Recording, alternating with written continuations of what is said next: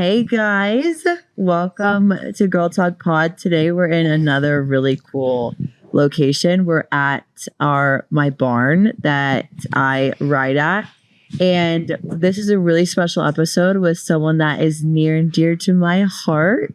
And we're going to get into all of the stuff that it takes to be a cowboy, Kylar's journey, how riding has impacted my life, and everything in between. So I want to introduce Kylar Birkenfeld. Hi, how are you, Gabby? I'm good. How are you? I'm good. How are you feeling? I'm feeling great this morning. Yeah. This is a cool thing to be a part of. Yeah, absolutely.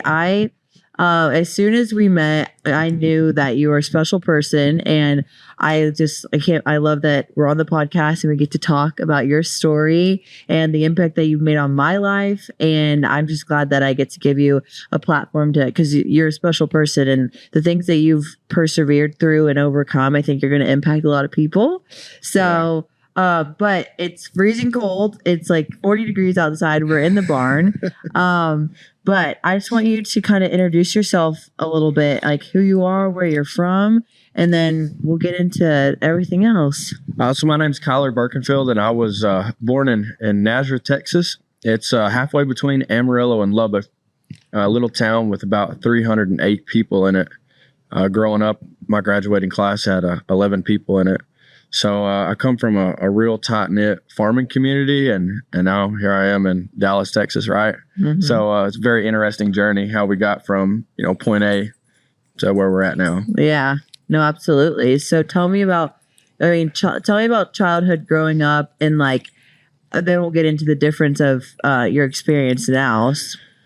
Well, growing up, my dad's side of the family is the family that lived in Nazareth, and my mom's side of the family lived in Dimmitt. And Dimmitt it's probably about 10 minutes away, and it too is a small farming community and a little bit bigger. I think it has like 2,000 people in it. But, for the most part, my childhood, we lived in Dimmitt, right outside of Dimmitt. And, my mom's side of the family was a very, very big part of my life growing up. And, my mom's parents, they owned several businesses. They owned boutique stores in the little town and a concrete plant. My granddad, most definitely cowboyed, and that's just the community we came from. Everybody had cattle. Everybody had farmland of some sort or did something in that industry. And so it was just kind of like ingrained in me at a really young age. Yeah. But a lot of people don't know, my dad is not my real dad. He's my stepdad. He adopted me. And that floored a lot of people at some point in my life because it was kept such a secret. Sure. And I had epilepsy. I had grandma seizures, and I was epileptic up until I was like 6.5, 7 years old. And one day it miraculously went away. Wow. So I got injured whenever I was about 8 months old. And I had a hole on the left or right side, I can't remember, of my brain, and it caused me to have grandma seizures. Okay. Up until I was well into kindergarten, if not more. And, the doctors always told my mom and them, they said, he'll never be able to be a normal kid. He'll never be able to ride horses. He'll never be able to be in fights. He'll never, just do normal boy things, play football, etc. Right? And I came out of it one day. And I feel like I've always been kind of in a special place since then, Yeah. I'm not saying it hadn't been hard, but, I definitely overcame something at a young age that wasn't supposed to. For sure. And I mean, that's kind of the story of the rest of your life from what we'll get into later. For the rest of life from then till now, you've got a lot of life to live. Yeah. Knock on wood. Yeah. But that's kind of the theme of your life. It seems like just perseverance, getting set up with maybe not the best circumstances at times, but overcoming them and proving that, you're kind of right. You write your story at the end of the day, and the life is whatever you're going to create and whatever you make it. And I relate to this because my childhood wasn't easy, and statistically, it doesn't look like this growing up. You lead down a path of kind of destruction, and unless you really do the work and heal and put in the effort to be the best person like you've chosen to do, like I've chosen to do, if you don't just decide to do that, then typically you end up in a lot shitty situation. You could end up probably 6 feet under pretty quick. Most definitely. So growing up in a farm town, I think that honestly the world has lost that magic, because we talk about and joke about, dating and the men that I've, dabbled with. And you talk about like the loss of like traditional values of respect and being a man. And I think, how do you think that growing up, because I think that you're an extremely respectable person, and I think you treat everyone with the utmost respect and care, and you're super genuine. The first time that I met you, was something that always stood out to me was you take your hat off, and you're just very respectful. So a lot of those things are traditionally instilled in you. Yes. So how do you think that has related to like your adult life, like how you treat people and like stuff like that? Well, the traditions that I grew up with were ingrained in me, and I didn't realize I had them until people come along like yourself and point them out. And a lot of people have done that over several different instances, and you don't realize what is ingrained in you and like how you function until you go into a different realm of society, right? Sure. And so it's way different up there than it is down here in Dallas. And I don't mean that in a bad way. It's neither good nor bad, I don't think. But I do think that a lot of the stuff that's been instilled in me had a lot to do with hard work ethic, respecting people, and just having a good moral compass. Absolutely. Right? And so growing up, it was a really big thing for my papa. We all sat around the dinner table in the evening and ate dinner, at least one meal together. And that was ingrained in me at a very young age at my papa's house, as my mom's side. And I never understood it. There was times I hated it, because sometimes we would just sit there and not talk. My papa, he was definitely not the real sociable type. He was an alcoholic, and he came out of alcoholism, and we'll get into that later. But it was definitely something that was ingrained in me. And now I see society down here, and it's like that's like a foreign thing to people in Dallas, to most people. Everybody wants to go out and eat. Everybody wants to go out and have dinner or whatever, go pay for dinner. And I'm just like, that never set good with me. And I just don't understand it, because if you're close to me and you come in my household, I expect that we cook you a meal or you cook for us or whatever, because like you said, you're near and dear to somebody. Yeah. And so a lot of that stuff just was ingrained, and I never knew it, and it comes out, it stands out whenever you enter that different society. Yeah, absolutely. And it's a good thing. It's a good thing to have. We need to be teaching more of it. Yeah. Especially to young women and young men. And I think it's definitely a lost cause. For sure. I mean, they just, look at little chata. Come here, my race. We'll let them get acquainted. It's okay. The birds? Yeah. So growing up, sorry, I lost my train of thought. No, you're good. Okay, so growing up, your role models are your family, and they're hardworking in the farm industry. They've got multiple businesses. What did you kind of think that your life was going to look like when you were that age growing up in Nazareth? Well, I thought it was going to be like everybody else. If you go to that quiet, quaint little town in the morning, about 6:30 in the morning, if you go to the gas station, there's one gas station, all the farmers and all the ranchers go there for coffee. And it's a repetitive thing every day. And so you see that when you go to school, right? The school's like 2 blocks from there. There's only like 6 blocks in Nazareth. And so you see that and you're like, wow, that's all I'll ever be, right? And I didn't really know the route that I was going to take. I knew it had something to do with agriculture, but I couldn't necessarily pinpoint it, because we did just about everything. We built our own fence. If animals need to be worked on, we did our own animals. Mechanicking, we mechanicked on our own stuff. Yeah. We were just very self-sufficient, and so it's hard to really narrow down at a young age, especially growing up in that community, like what you want to be, right? Some kids, want to go to school, be lawyers and doctors and all this stuff, but that just it wasn't ingrained in me, to just pinpoint something. And so I think at an early age, I was a bit a bit on the borderline of like, I don't know what I want to do, Sure. especially at a young age. I knew I wanted to work. I loved working. I loved working with my hands, and that was that. And I would get out of school just to go work, So, I can't say I just knew what I was going to do or be at that young of an age. But, my life changed at about 12 years old. So my papa was my role model, right? And he got in an accident. He died December 12th of 2012. But he had an accident where he smoked cigarettes. He had emphysema. But anyways, he got choked out in the shop one day. We had an old wood burning stove. And he ended up dying from that, And so at a real young age, my role model kind of left. Now, my dad that adopted me, don't get it wrong, he's my dad. He raised me. He was a mechanic, and I can mechanic, but it just didn't sit well with me. Sure. I was like, that's not the route that I'm going to take, right? He's a good man. He's good at what he does. He does that for almost every farmer in that town or in that county, and he's just good at it. But I just never seen myself going that route. I hated it at the time. And so at that point, my papa was gone, and I had to reach out and find mentors in my life because I started going downhill. And so at 12 years old, my mom told me that that Leroy wasn't my real dad. She told me on my birthday. And that was like a real shock to me and everybody around me, because everybody always thought he was my dad. I even thought he was my dad. I have his last name and everything. And it was so well hidden. And the irony of it is my real dad's side of the family lives probably a mile away from my mom's family where I grew up. Oh, wow. And I never met him. Wow. Up until I was about 15.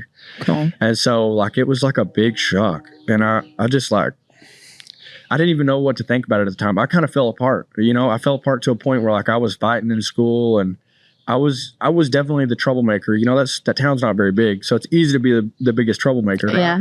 And I became that very quickly after that with Papa gone. And then, all that news broke to me. And so I would find every moment that I could away from home. Mm-hmm.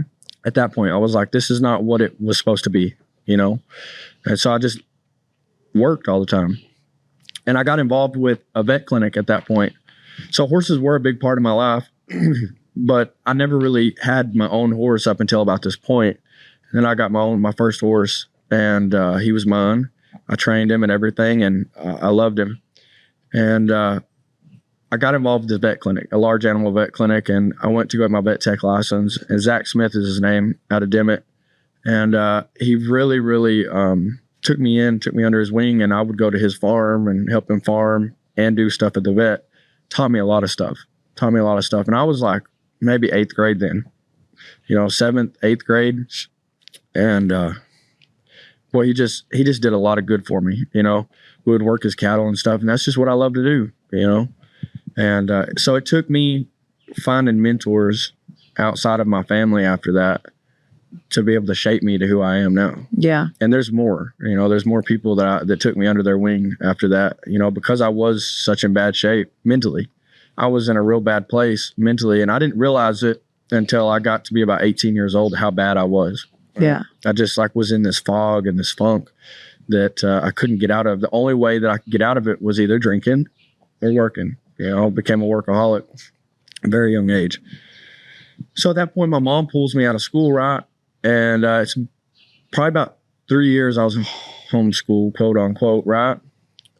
And just kind of really worked. I didn't really pay attention to school. I was always very smart, but really disregarded school. Didn't think it was important. I have a different opinion on that now, right? Yeah.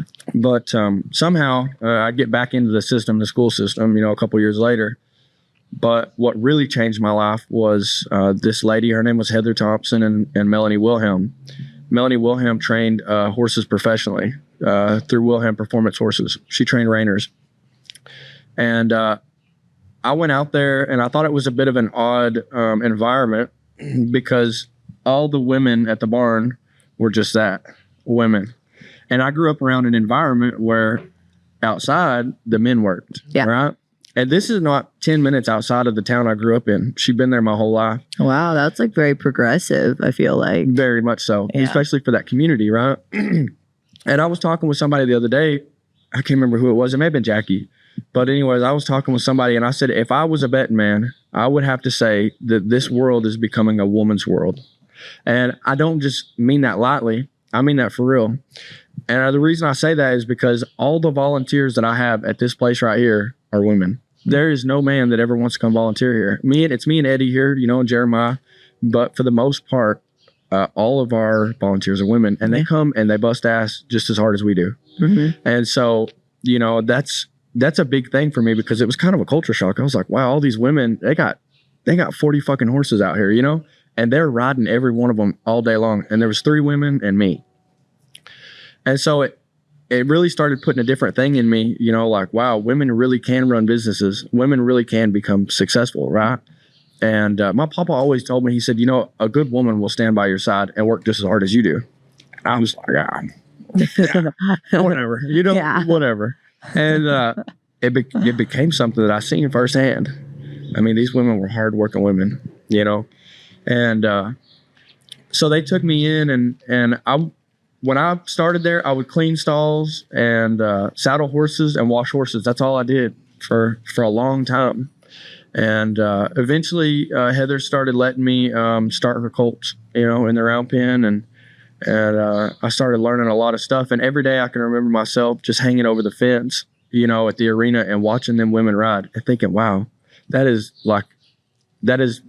just perfect. That's beautiful. Right? Yeah. They would make horses do things, and I'm like, how in the world they had to come like that, right? Yeah. They didn't make them like that. Actually, I really wish. Yeah.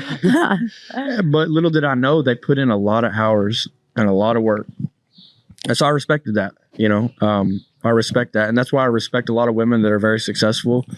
Jackie is very successful. I'm with Jackie. We've been together for pretty much this whole year, and she's very successful and she works hard, and that's just this podcast, Exhibit A, you work hard too. You put on something that benefits people and helps people. And I love that. Absolutely love it. Yeah. So down this path of just trial and tribulation, whenever you're growing up, right, you get into some trouble, you start seeing a dim light, and your mental health is shot, and you're in a place of loss and feeling of abandonment and just confusion. Mm-hmm. I know that you've kind of told me a little bit of parts of your story of slipping up with maybe abusing substances and then getting into some trouble. Do you want to give me details, as much details as you want to give, but just kind of what that experience was like, what you learned in those darkest moments, and then what kind of brought you back? So what got me there was very quickly, and how I got out of it took a long time. Mm-hmm. Right. And so before I even start with that story, the best words of wisdom I can have for somebody that's going through depression, and a lot of women struggle with depression, a lot of women. And, I was sitting there last night and I'm like, I don't even know what I'm going to talk about because this is a women's podcast. I'm the first man on this women's podcast. Yeah, you are. And I meant to say that earlier, is that I'm very protective of who comes on the show. I've only had a few guests. Most of them have been near and dear friends that I've built genuine trust in. And I've thought about having men on to, I want to have men on the show, but I've had men scheduled to come on. And at any time I've decided not to have them on because I just didn't feel like they were genuinely the person that was right for the show. And so I am not saying oh, it's an honor, but it really is. I want you to know how special that you are to me, because I am very protective, but I knew talking to you whenever we decided to do this, I was like, Kylar's perfect to be the first man on the show. Well, I appreciate that. Sorry, sidebar, but yeah. So I was definitely getting a little bit nervous about that. I was like, man, I don't know what I'm going to say, but everything that's supposed to be said is said at the right time. I believe that. People are put in places and things to say things that help people. And that's just that.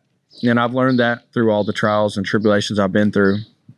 But to get back to what you were asking and saying, I worked for Melanie and Heather for a long time, and Zach. I worked for Zach for probably 3 years at the vet clinic, and then I worked for Melanie and Heather for years, all the way through high school. And my uncle, which is on my mom's side, he was real bad into drugs, and he was an alcoholic. And at this point in life, I was probably like a junior in high school, And I had really fallen into alcohol real bad, like get up and drink and go to bed drink. And it just became like this dirty cycle that I couldn't get out of. Yeah. And before, like, drinking was acceptable. Like, if you worked, you could drink where I came from. And it was somewhat acceptable to the society there, public, or the community, whatever you want to say. And I didn't realize how bad alcoholism was at that time. And so I would drink casually up until that point when I was a junior. And then I started getting where I was like drunk all day. And so my uncle, he lived in Lubbock. And so I thought, wow, what a good opportunity. I could just leave all this because the grass is greener on the other side. And I could go to Lubbock and go to Tech, right? And anyways, so I go down to Lubbock and I take my horses down there and I get in with the equestrian team at Texas Tech. And my uncle lives down there, and at this point he was heavy into drugs. So he introduced me to every kind of drug that probably was, and that was a sad deal. Now looking back, because he could have been such an influence, right? And yeah, he chose to be an influence for the bad. And Sure. So even your family does not have your best interest, right? And I've learned that the hard way. And nothing bad against my uncle. I love him. I wish the best for him. Is he still caught in that funk? Absolutely he is, and that's his deal and that's his business, I wish he'd come out of it.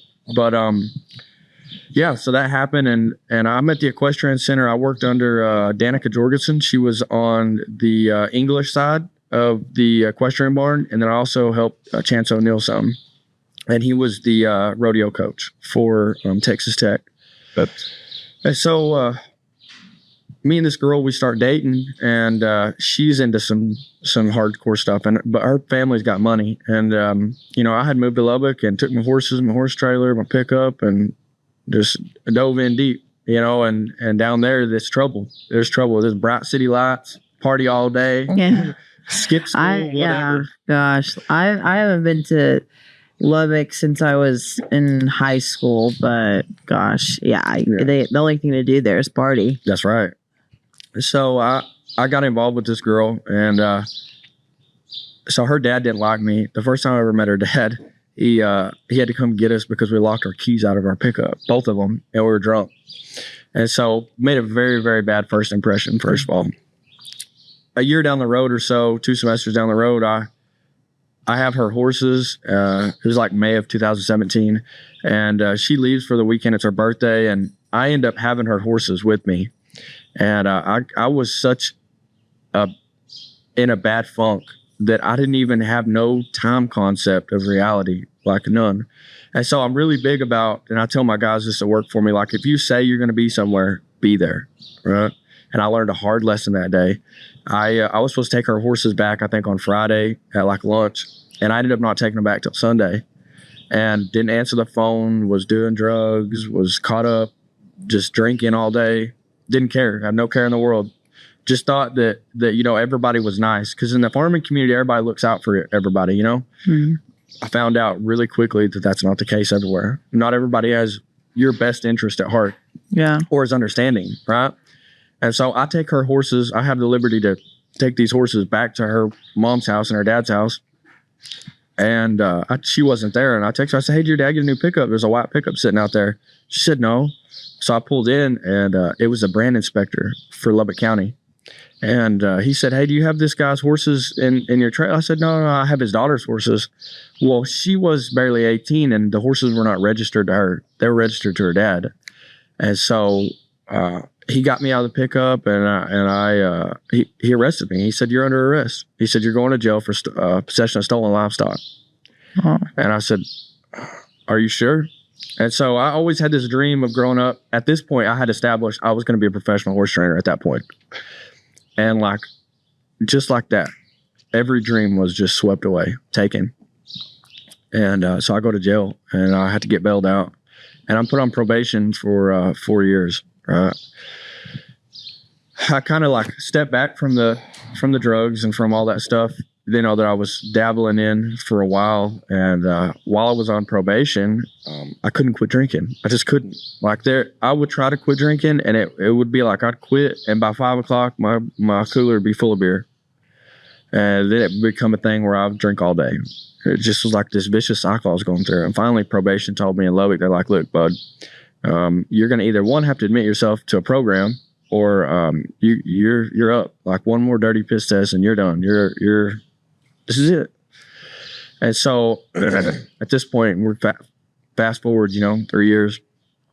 I had met another woman, and I was with her, and she had an ex-husband that I didn't know about. And I had a very, very hard run-in with him, and they had kids together and everything, and it just wasn't right. All the red flags were there, right? She lied. She did everything that you weren't supposed to do.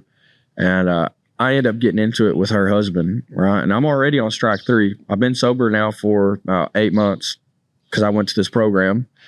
And I found out that she's not sober, that she's got a whole slew of stuff going on. And so we get into it, me and her ex-husband. And then I find myself getting into it with her. At the same point, she tries to get in on me, beating him up, and it's a whole bunch of stuff. And so I ended up drunk that night, and I ended up beating them both up. And so that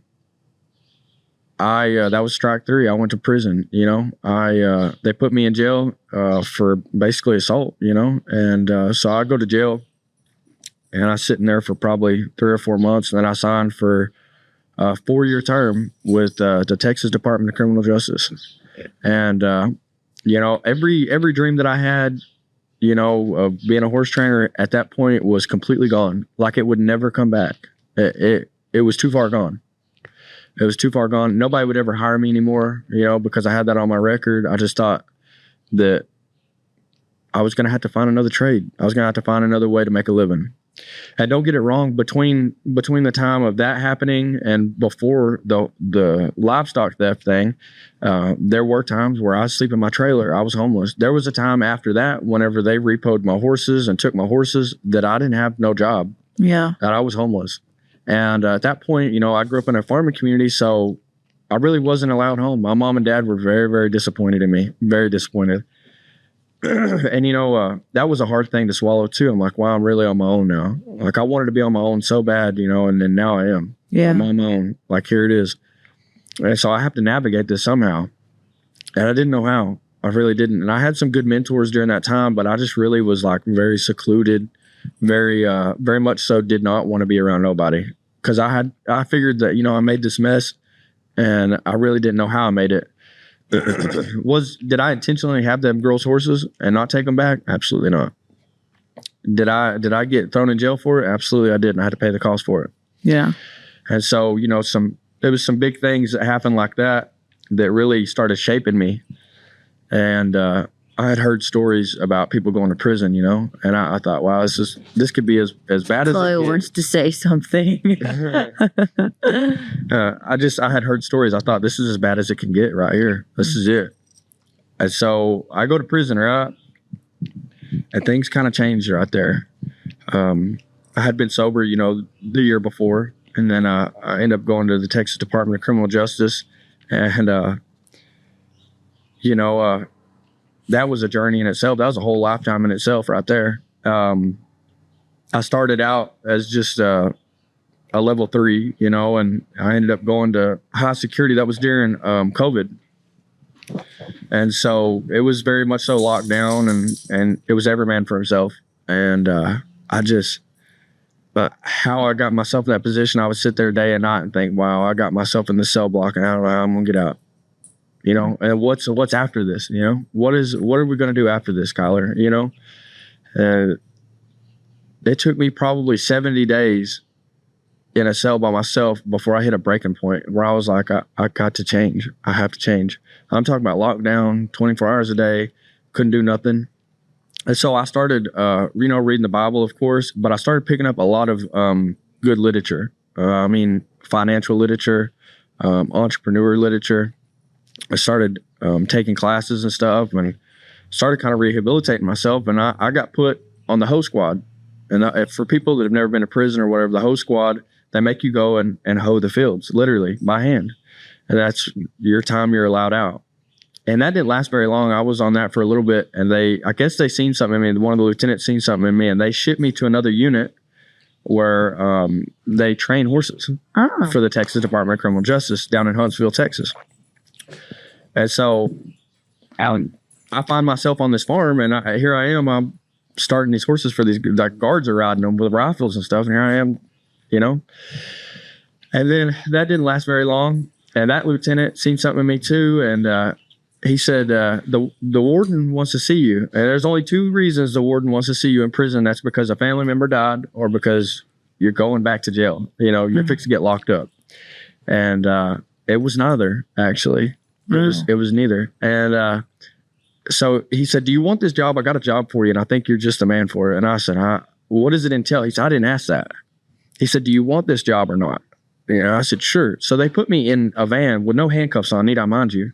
My line class jumped from, you know, a level 3 to what they call an S2 outclose, which means I can go outside the prison with no handcuffs on, no nothing, no supervision. And just like that, everything changed. And so I go to work for this warden in Venus, Texas, right here south of Dallas, as a private unit. I had, you know, my own cell. And at 6 a.m. in the morning, I left the prison and went out the prison doors with no supervision, and I didn't come back till 6 p.m. Oh, wow. And I would clean the warden's office. I would clean the front lady's office. I would go outside. I'd mow. I'd do the gardens. But the even cooler thing was the warden always lives, you know, fairly close to the prison, and I could go over there. And so I start, you know, cultivating this relationship with this warden and you know, the boss man that would let me out the gate and whatnot, and I just started making a difference, you know. And I did that for the remainder of the time I was in there. And one of the front desk ladies, one day, she said, have you looked at your paperwork? I said, I ain't had no paperwork. Have you talked to your mom? I said, I ain't talked to nobody. She said, well, you made parole. And I said, wow, are you sure? Like, I was like, no, I didn't make parole. Yeah. She was like, yeah, you made parole. And this lady, she starts crying. And they've been doing this for like 17 years. The warden had been a warden for like 17 years or whatever. And she said, we've never had an inmate that takes as good a care of you as you have. And she just cried, and she was like, you're going to go home and you're going to do great things. And a part of me started to believe it then, right? I had a lot of people speak a lot of things over me over the years. And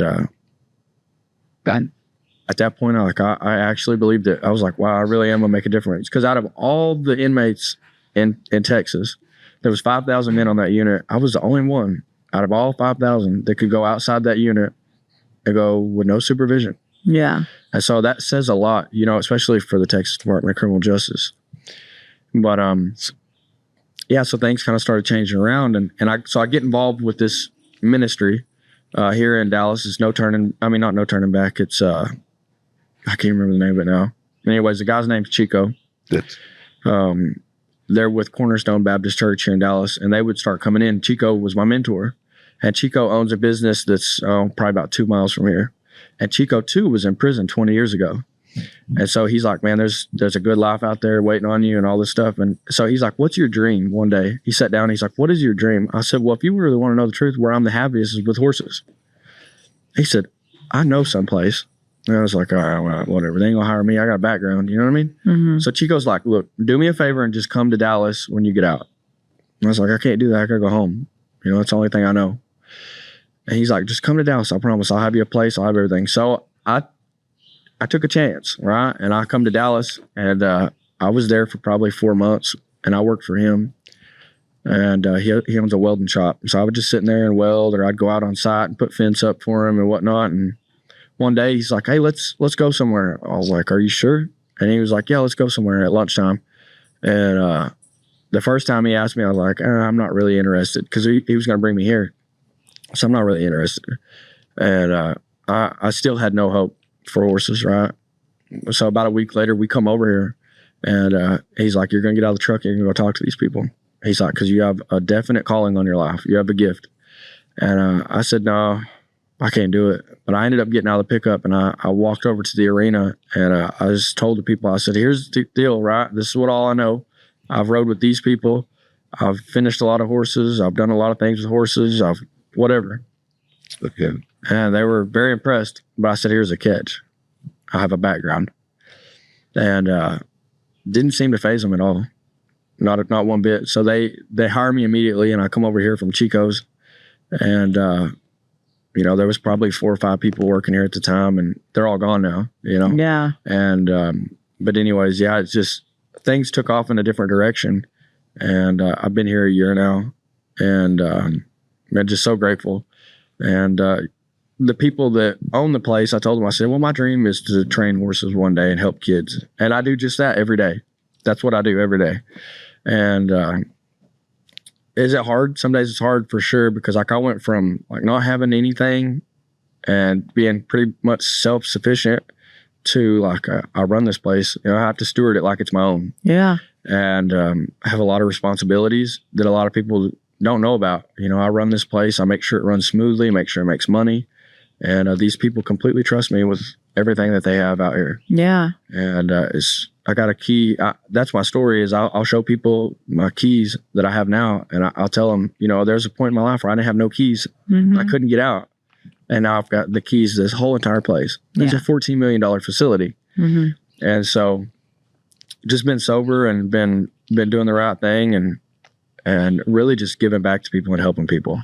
Yeah. As depression is a really, really hard thing to get yourself out of. Hard thing. And a lot of women go through depression, and men too, but women mostly, because a lot of women are at home or have desk jobs, things like that. And it just like starts playing with your mind. And so it's a big deal to where we get in a society that really doesn't talk about it. Mm-hmm. It's not talked about a lot. Yeah. It's becoming talked about more. But when I was a kid, that wasn't a thing. Oh, for sure. I never heard of it. Yeah. And it was like, oh, you're in a funk? Well, here, I'll give you a swift kick in the ass and how much you get out of that fucking funk. Yeah. Yeah. Get over it. Yeah, exactly. Yeah. Yeah, cry me a river, right? But now it's a little bit different because there's most definitely a market, not just a market for finances, but a market for people to be healed, and come to some freedom, whether it be from alcohol or drugs or from just being in that funk. Yeah. So that's kind of like my story. And then, we get to the part where I met you, Mm-hmm. and this place has actually done more for me than I could ever repay back, because me and Jackie, we met back, beginning of the year in April or so. And she's volunteered here for 6 years, right? And so the irony of that story is like, while I was out messing around and doing all the bullshit I was doing and causing trouble, right? She's over here volunteering. Mm-hmm. I would never have volunteered at that point in my life, right? Yeah. I needed money, and so I met her here and we've been together. She's a good woman, and she treats me good and she stands by me and supports me. And so everything lines itself out in a way, and nothing that you're going through will ever not add up to what your potential is. Does that make sense? Sure. So, yeah.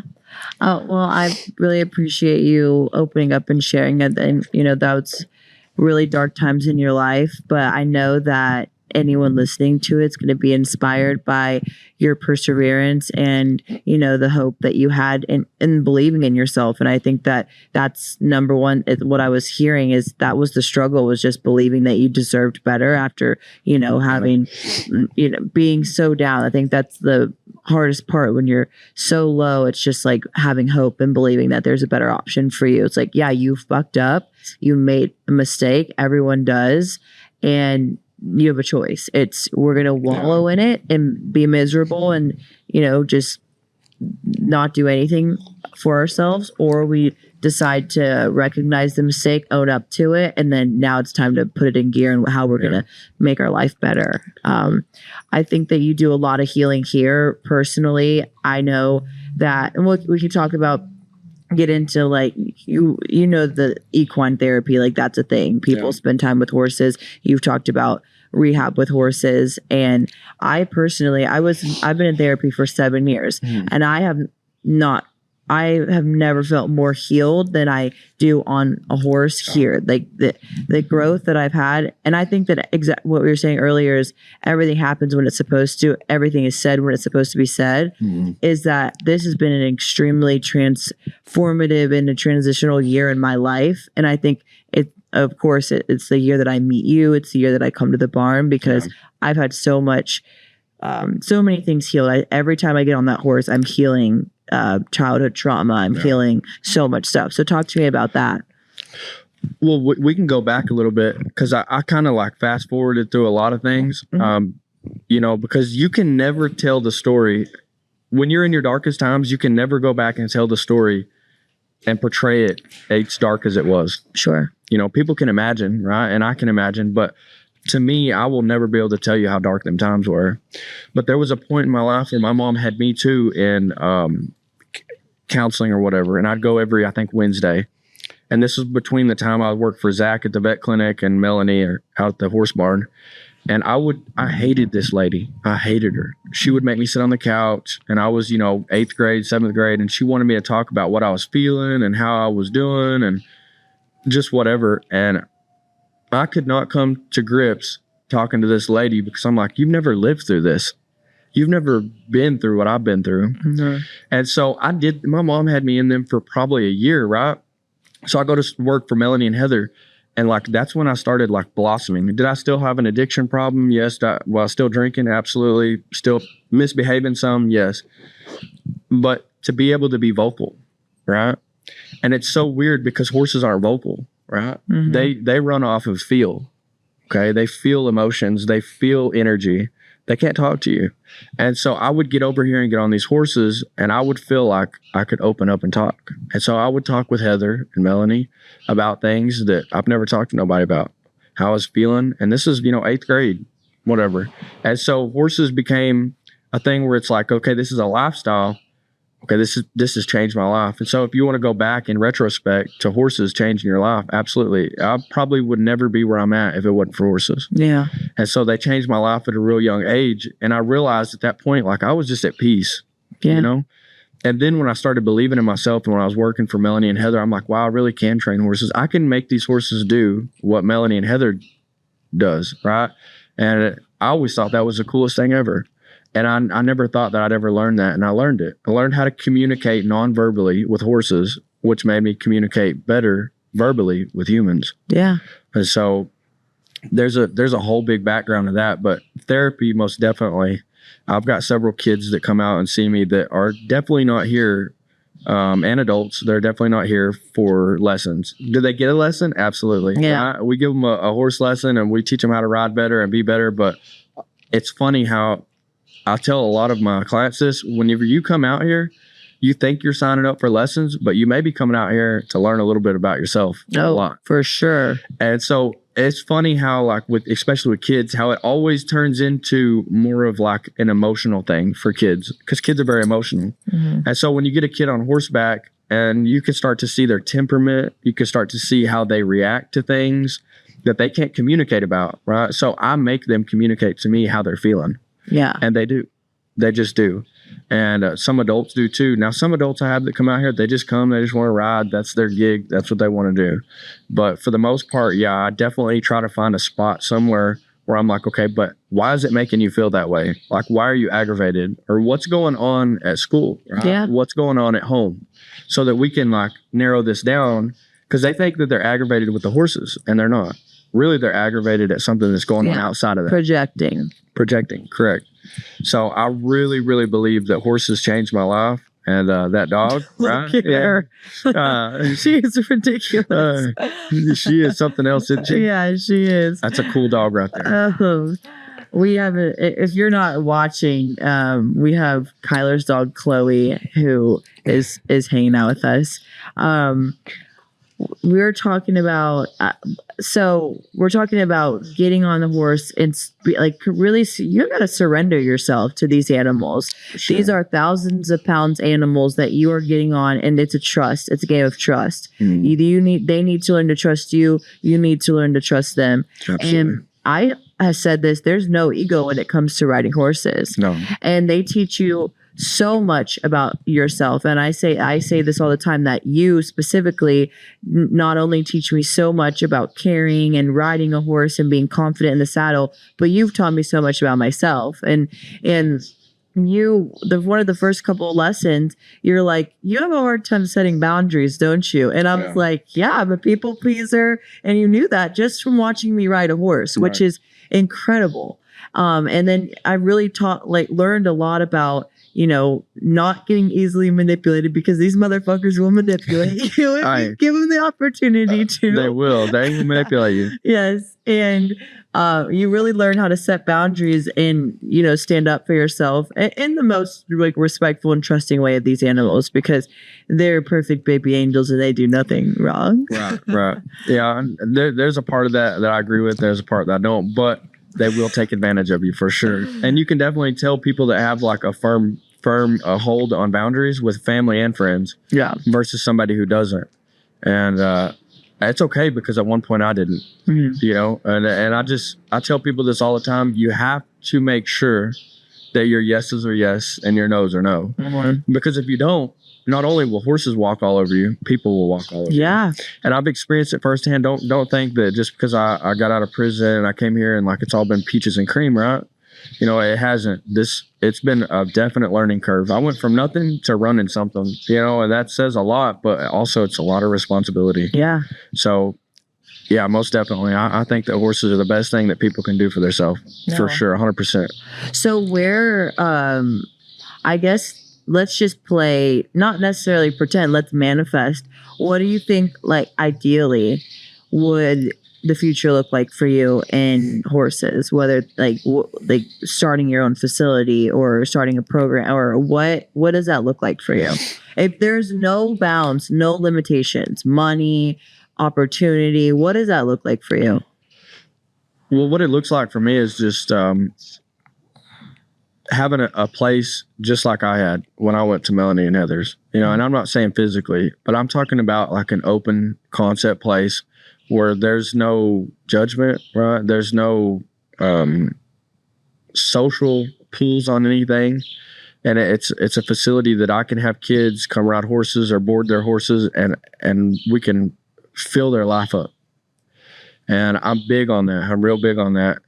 And so if I had a choice and I had an opportunity, I would go have a barn that I could have 20 horses at, or 30.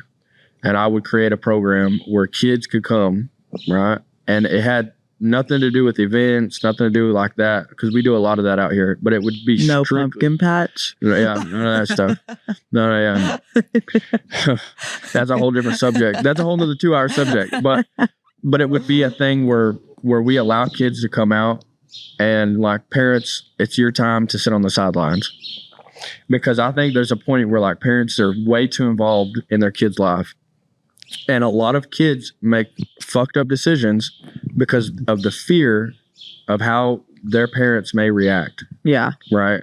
And so at some point, you have got to step back, whether it be for lessons, whether it be for your kid coming to therapy, and just let somebody else take that role for a minute. And trust your child. Yeah. And trust your child to make good decisions, because if you don't, then your child will definitely grow up making wrong decisions. Yeah. I'm living proof of it.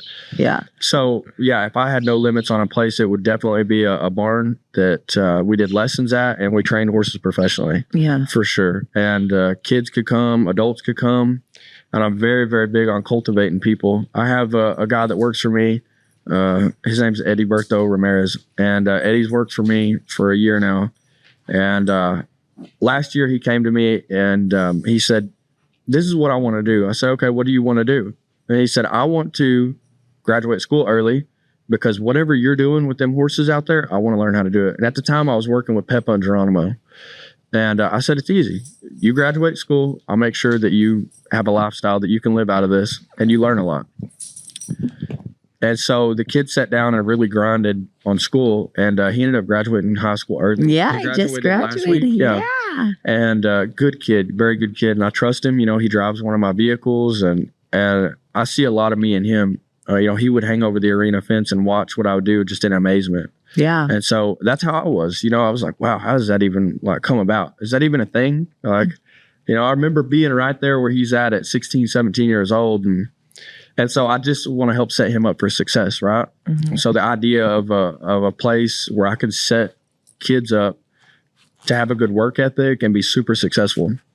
Because a lot of people will laugh at you and tell you, "Oh, you'll never become something, or you'll never be able to make it in this industry or that industry. You have to have a law degree or a doctorate degree, whatever." I think that's baloney. Do I have an education now? Yes, I do. Mhm. I have several. And a lot of the education that I have has to do with business. I went to the Hankerman School of Business, got like basically a miniature MBA. Mhm. And then I also have a bachelor's degree in Christian counseling. Yeah. So a lot of that, stems into what I want for the future. Is it going to happen? I don't know. You never know. I never knew I'd be sitting here, talking to you, this many years later after all the shit I've been through. But man, it's just been a ride for sure. Yeah. I mean, I know that Eddie looks up to you. In the time that I've, been here, I've been riding for like 6 months ish. Mm-hmm. And maybe less than that. Oh my gosh. I feel like I've known you forever, but it's been like 4 months maybe. Maybe. You came in summertime sometime. Yeah. So, but the time that I've known Eddie, I've seen him grow a lot in confidence and sass. And he's definitely learning that from you. Yeses are yes and no's are no, right? Okay, we have another guest. Or Chaka. Would you like to say anything to the viewers? We have the barn cat. I feel like if I was an animal, I would be a barn cat specifically. Yeah, probably. Okay, so we're talking about Eddie and the growth that I've seen in just the few months that I've known him. And like really, you put a lot of yourself into your staff and you just, are cultivating them to be a true cowboy. And with that comes a lot of responsibility. Yes. And danger and just, the things that I've seen out here, I can't even imagine what you've seen in your time. Oh, yeah. But I wanted to talk about this kind of trend right now. And I don't know if it's going to be a trend or if it's going to be something that sticks, but this like cowboy culture that everyone's like diving into. You've got supermodels now doing cow cutting, like Bella Hadid. She's out there and she just won Rookie of the Year, which is awesome. But you have all these influencers now that are like riding horses, and I would just like to claim that I've been riding horses since I was little. Yeah. This has been a thing. This has been a thing, but I've been a horse girl. But you have all this culture, right? But tell me what these people want to be a part of this culture. What does it mean to be a cowboy? Oh wow, physically and mentally. Well, physically you better be ready to work. Yeah. Because horses in a sense are like babies. You have to feed them and water them and take care of them 7 days a week. There is no off days with horses. And so if you have this like pretty picture in your mind where you want to have a barn or have horses and stuff, and you think that you're going to get a sleep in on Christmas Day and not go feed your horses, you're lying to yourself, right? Yeah. So a lot of it's got to do with work ethic, but a lot of it, is being patient. To be in agriculture or to be in anything to do with cattle or horses, you have to be patient because life is a slow process, a slow progression, and it takes years to train a horse. Mm-hmm. It takes years to become a good rider. You don't just wake up and become a good rider.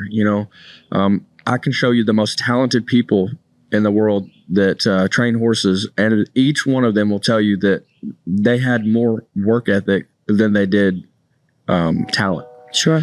And I can say the same for myself. I probably had, maybe 60% talent, and I probably had 80% work ethic. And, that's how you get your above 100%, right? And you become something great. A lot of the great people that have made a lot of money off horses will tell you the same thing. Yeah. You have to have a work ethic. And, it's also about being respectable, having a good moral compass, what's right and what's wrong. And there was a time in my life where I didn't care about my moral compass. And we've went over that, and whatnot. But I think it is so intriguing how this society, especially down here in Dallas or, in Los Angeles or Hollywood behind the camera, right? Everybody's like, oh, horses this and horses that. It's always been that way. Like Yellowstone blew it up. Mm-hmm. Yellowstone was the pivotal point from where we were like a digital society where we, jumped back into like horses are this big thing, right? And cattle and agriculture. It's always been a big thing. And people that grow up in the city don't realize that. It's all man-made. Yeah. They don't realize that when you go out further west, that's where all of the cotton comes and all of the crops come that feed you and clothe you. And people just don't understand that. And so, and the beef, you go eat a nice steak, it probably did not come from your backyard, you know. No, your came from neighborhood. Amarillo. Came from Amarillo, Texas. Yeah. Yeah. Beef capital of the world, Hereford, Texas. And I grew up 45 minutes from there. It smells like cow shit there. It's perfect. It smells like money. Perfect. Yeah. Whenever I go back, I'm like, yes. Yes. Sounds like money. Yes, absolutely. I'm dead. But yeah, you know, growing up like that is definitely a hard thing to live up to. Sure. For sure. There's a lot of unspoken expectations. There's a lot of very verbal expectations, right? And it's very, very hard to be around the culture I grew up in, right? Because the Cowboys are real tough. Yeah. There's no off days. It don't matter if it's raining or it's cold or snowing. Like you're definitely horseback. You're definitely checking your cattle, especially when it's cold, you know? Yeah. So there's a lot that I have had to instill. Like Eddie grew up right here in the city. And if you look at him now and see how he rides a horse and whatnot, you would not think that kid grew up in smack dab of Pleasant Grove. Yeah. In Dallas, Texas, right? And sure enough, he did. You know? Yeah. And so it's taken a lot of work to cultivate him and Jeremiah too, you know, and I just create this safe space. And Jeremiah is a very, very good example of this. So Jeremiah worked for me this year. He graduated high school last May. He worked all summer, went to college, A&M Commerce. I talked him into getting like a something to do with the agricultural degree. And he's up there doing that. And for fall break and Christmas break, he's back right now. He comes back, right? Yeah. So we want to create a space that is like sure enough the Cowboy culture, right? But it has a new spin on it. And the new spin is like, you're always welcome back, right? This is a safe place for you. Yeah. It don't matter where I'm at, right? I want my people to leave filled up and come back for more. And that's what he does. And he's a very good prime example of it. The minute he got on Christmas break, he's like, hey, where are you at? Can I come to work? Yeah. You know, and so we always want to create that space where kids feel like they're involved and that they're growing and learning, you know, and the only way to do that is give them some responsibility. And a horse is a lot of responsibility. And I've given Eddie a horse that he's trained by himself. I maybe rode him one time, you know, and Who is it, Lee? Lee. Yeah. And, you know, Eddie went through a period where he learned some hard lessons with Lee. He got bucked off like 12 times in 5 days, you know, and I kept telling him, I'll take that horse over so you don't get hurt or so he don't. And one night he was in tears. He's like, I just don't understand. One day I can ride him and he's good. The next day he breaks all my trust. I said, that's life, bud. You know, that's how we learn. People do that too. So like if you can't accept that now and try to move past that, then you'll never be anything great. But don't ponder on it. Right? Sure. Because horses do that. They'll break trust. Like one of my best horses out here, Geronimo, he broke my face in, I think, June. He broke my face in June. And didn't really destroy my trust because I grew up getting hurt and I know that horses can act up at any given moment. But for sure enough, you know, busted my mouth up and broke the maxilla bone in my face and created a lot of damage. And now he's one of the better horses we have, you know? So I just, there's a whole lot that goes into it. And being tough is 90% of it. Oh, for sure. I mean, I saw that firsthand on Tuesday. I was talking to my mom about this last night. And I was telling her about, we were riding and Jeremiah's working with this beautiful horse, Roscoe, and he gets bucked off and lands on his head and he's laid out in the arena and you just see him get up and walk it off. And I was like, Mom, it's the craziest thing I've ever seen. She's like, do you not watch Yellowstone? I was like, but when you see it in person, it's like the cowboy glitz and glamour that they're putting out in the media is cute and all on TikTok and whatever with everyone in their NFR outfits and whatever. But once you see that firsthand, that is some cowboy shit. Yeah. Right there. And it is. They put a lot of glitter behind it and it's not always that way. You better be able to take a kick or better be able to get bucked off. Like that day I broke my face. I had a lesson client in the arena and I broke my face in her lesson. And I gave her full hour. I finished her lesson. I told the boys, okay? She was like, are you good? I said, I'm good. Yeah, just go ahead. I didn't realize I'd broke my face. You know what I mean? But for sure, you know, I mean, I had blood everywhere, you know? And I was like, well, we got to finish this lesson. You paid for your lesson. I'm not going to short you on your hour. Yeah. See, that's the cowboy right there. So, you know, it just, things like that, that a lot of people don't realize what goes into it. Oh yeah. A lot of people come ride these horses out here with us that have never rode horses, and they're like, oh, they're such sweet babies. And while they're gentle and sweet, but you will never know the amount of hours that are put in on a horse to get it trained to that point. No. And that's why horse trainers make so much money, is because it takes so many hours. I cannot tell you how many hours I put in. We have 16 horses out here in training with us, and we've put in a lot of overtime. Yeah. A lot. You work like 90 to 100-hour weeks. Yeah, a lot. And we don't get everything done we're supposed to get done, So it's just a very tough upfront culture. Yeah. So tell me, if a girl, because all these girls want cowboys. No, they don't. No, they don't. They think they do. They don't. They think they do. So give me some tips. If a girl, she wants to date a cowboy, what do you need to have to date a cowboy? Well, or what should you expect when wanting to date a cowboy? Well, maybe we should have Jackie come on. I can definitely attest to this, because my papa was a very, very scary man, and he was sure enough had everything in him you could ever think of. And it's weird because I really wouldn't necessarily date people to be in a relationship with them, because they couldn't handle me. Because my yeses are yes and my no's are no's, and I will backtalk you, but there's a reason behind everything I do, and I'm not mean about it. I used to probably was, but I told Jackie this when we first got together. I said, I don't really date. You don't want to date me. I work a lot of hours first, and second, I'm very, very hard to get along with, because I'm very particular about what my expectations are. I'm very particular about my barn. I'm very particular about how you ride my horses and how you learn. There's just a standard that goes with it, and she really didn't even bat an eye at it. And really, I tried to scare her off. I was like, look, I want to take you out, but here's the thing. I got a background and all this stuff. And besides all that, I'm hard to get along with. And she didn't bat an eye. She's like, okay, man. And so, a lot of it's, if you do not like your man not to be home, don't date no cowboy. Yeah, that's what my mom said. They're married to their land. They're married to the horses. That's right, and the cattle. She's like, they're always going to choose them over you. So you better marry them too. And I wouldn't say it's necessarily that you're chosen over that, but there's priorities in life. Sure. And you definitely can't let a horse skip a meal, especially if you're riding them. Yeah. If your horse skips a meal, they lose a lot of stuff, a lot of energy, nutrition, just a whole lot of stuff. And it's very important to take care of your livestock, just like you would your baby or your dog, right? Yeah. You feed your dog twice a day, but it's right there, right? Same difference. And so it's very, very hard to be with a real cowboy. If he's the true grit type cowboy and he knows what he's talking about, he's not easy to get along with at all. Not at all. Tell me give me some indications of a real cowboy. You've got, this cowboy culture, but like if there's anything like fashion wise, truck wise, behavior wise, give me like one or two things. Like if this man is wearing this, or if this man acts like this, that's a cowboy.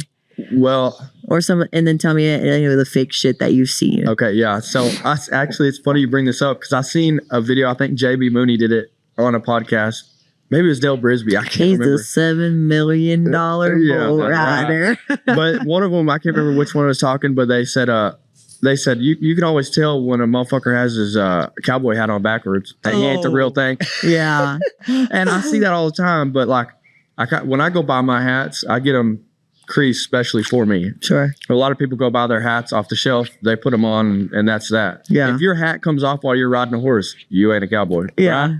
So that's a big thing. And then you can also tell the old school type from the new school, because your new school guys, that they're not necessarily that they're not cowboys, but they may have been raised a little bit different. They wear all the Ariat jeans and all the the fancy shit, like Luke Casey boots, and So not working boots. Yeah. They're not working in those boots. Like your real cowboy's going to wear Bustamantes, Rios, and Mercedes, like stuff like that. The Hires are good boots. But also like my jeans that I wear, they're $32.99 at Cavender's, and they're the old MW13Zs Wranglers. And that's just what we grew up in culture wise, And so I wouldn't say that means they're necessarily fake or not fake, but I definitely can definitely pinpoint somebody who's tough as nails and somebody who's not. Tall tale sign, women.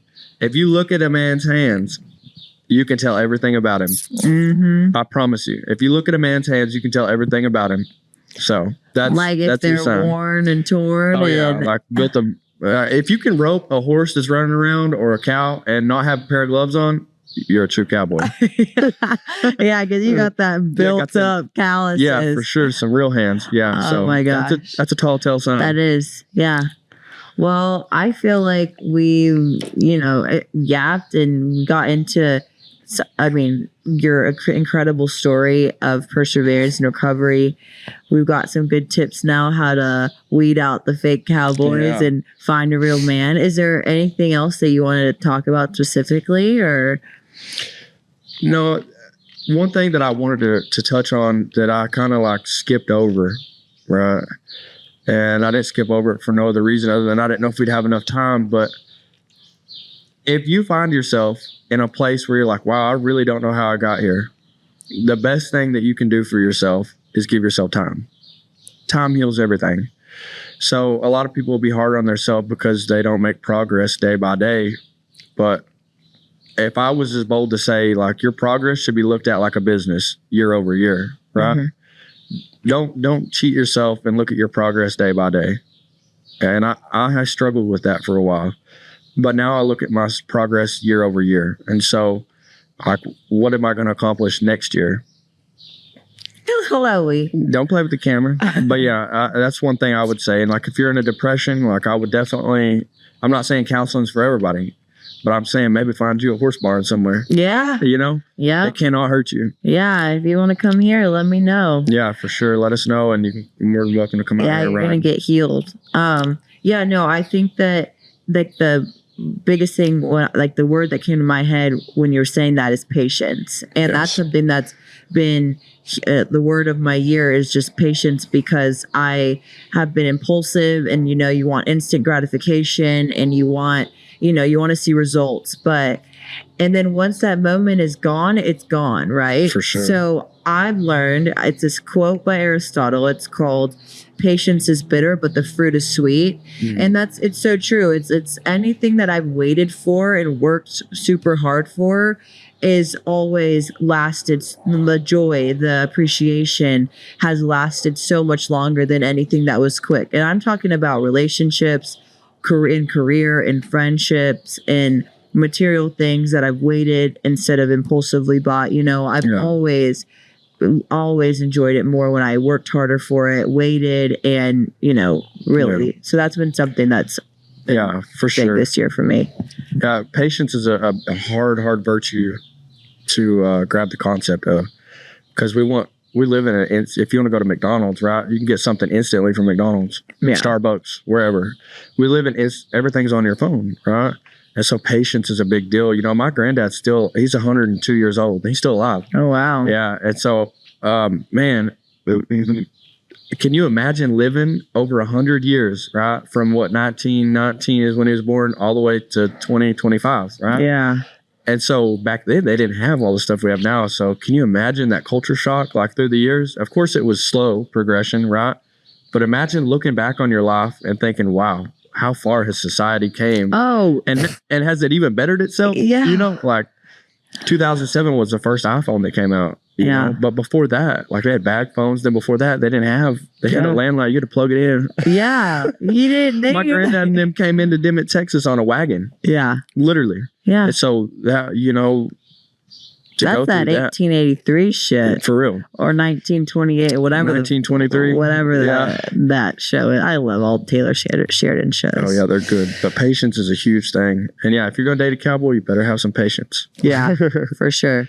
And I think that's where we end it, is if you're going to date a cowboy, you better have some patience. Yeah, that's right.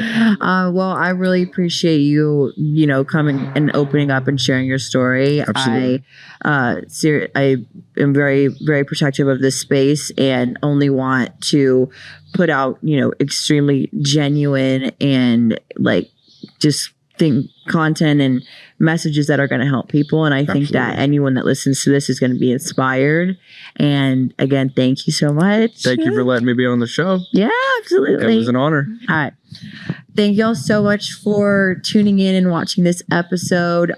We are in the last few days of 2024. So you're actually going to be in it for a treat next week. I'm going to have this week, we're going to have 2 episodes out. 2 guests, 2 episodes in the same week. So you're really, really getting all the love. And then we're going to close out the year with a reflection episode next week. So you have another guest on Thursday, and we'll see you then. Bye.